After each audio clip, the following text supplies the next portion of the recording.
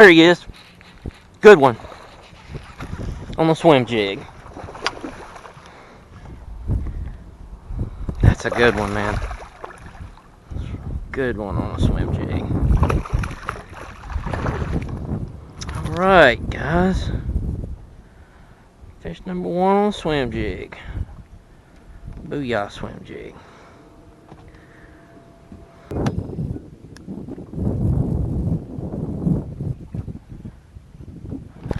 There he is.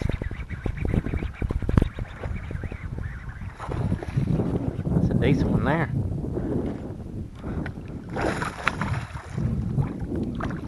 There goes the Googan. There goes that Googan crawl into the water. So I wanted to show you guys an in-depth look at 2 of the baits that have been really successful for me over the last few weeks, and the different types of trailers that I'm using. Now, if it's the early morning, or if it's really cloudy outside, and the bass are up, suspended in the water column, feeding on shad, I will typically use the Booyah swim jig in the 1/2 ounce. I like the 1/2 ounce because I don't have to let it sink as much going down, and I feel like it's staying down better. And what I do with this is, the skirt's all messed up right now, but what I do with this is I will pump it, which means that I'll kind of let it fall down a little bit, and then I'll kind of pump it back up, and that's basically the retrieve all the way back to the boat. And I'm getting hammered on this. And the Strike King Rage Menace is what I'm using as my trailer. You know, it's crazy with the Rage Menace, because it seems like with the Rage Menace, it does not do well by itself. It does, but it does exceptionally well with a jig or a chatterbait. So this is the Rage Menace, guys. This is what I'm using. Now, I'm probably cutting the plastic off with scissors about right to here, right where my thumb is, and I'm just sliding it on, and it's working just perfectly. If it's really sunny out, what I like to do, and I did this at Lewis Smith Lake, you can see some pictures of some spotted bass that I caught there on this jig, to give you proof, of course, that I'm catching them on this jig, so that you'll believe me. But I use this jig in sunny weather,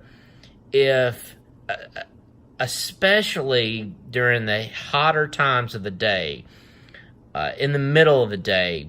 Now, this Denny Brauer Structure Jig has quickly become my favorite go-to jig, because of the way that the eye is designed with the head. It just seems like it's sliding over cover extremely well, and the hook point on this thing is very sharp. You can see it's almost like a spear, and that's really cool. And it's hooking them in the upper jaw when I set the hook. And right now I have the trailer. This is the Strike King Rage Lobster. And it's a funny name, but I really like this trailer because it slows the fall of the jig down. And in the summertime, sometimes that's what's needed. If you want to speed, if this is too slow and you want to speed it up a little bit, then just go with the Googan baits.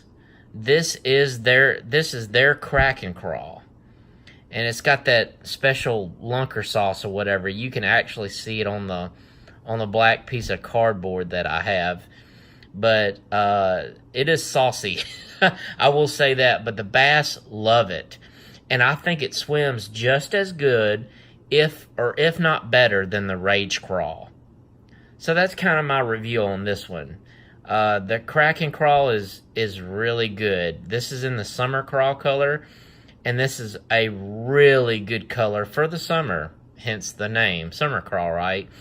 So like I said before, as with the Rage Menace, I like to pinch off about that much right there, right where my thumb is, and slide it up on the hook. Make sure the green pumpkin side is on the upward side and the yellow's on the bottom, so that the fish can see that. They can see that bright color really good in stained water. So these are basically kind of the 1-2 punch. If they're up feeding on shad, I like the Booyah Swim Jig. I like it actually over the Strike King swim jigs. Don't ask me why, I just prefer it over that. I've caught more on this swim jig. I like the flat head on it.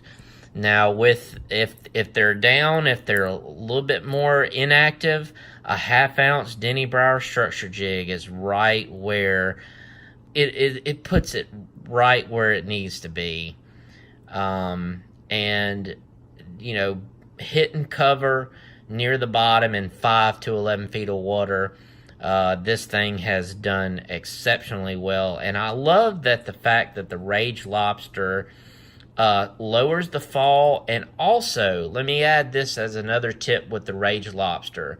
The Rage Lobster allows me to skip the bait under cover better in the shade, and I was doing that at Ross Barnett with some really good success, whether it's underneath the grass or skipping it underneath the vine branches into the old riverbank, and in that shade where they were. And this is an excellent bait to be skipped. It skips very easily.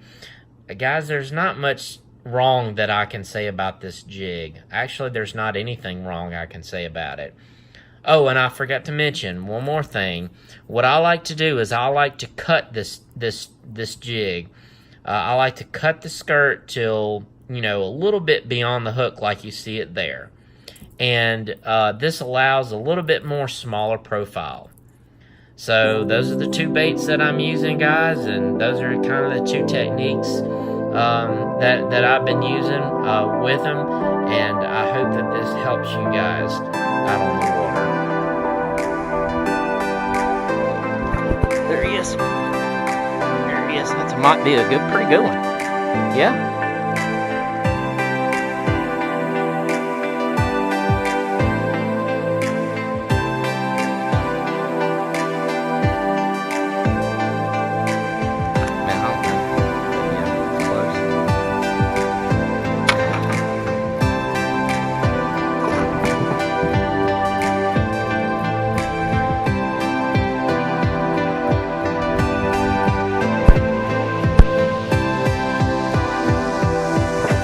Got him.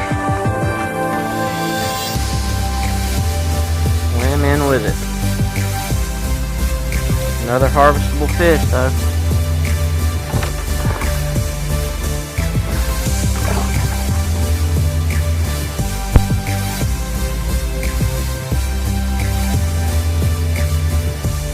Once again, another bite where I was pulling it up.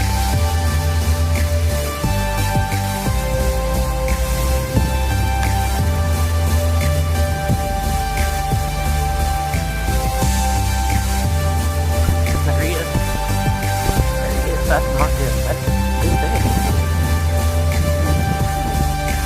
Look at that. They fight hard. Fight hard, and it's like top of the jaw again, man. Got him? Yeah.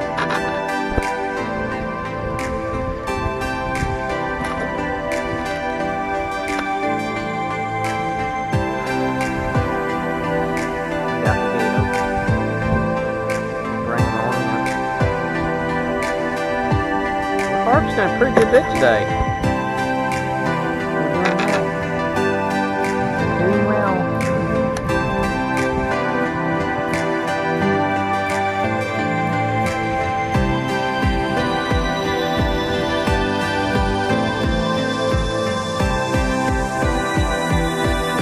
got the file down on my head.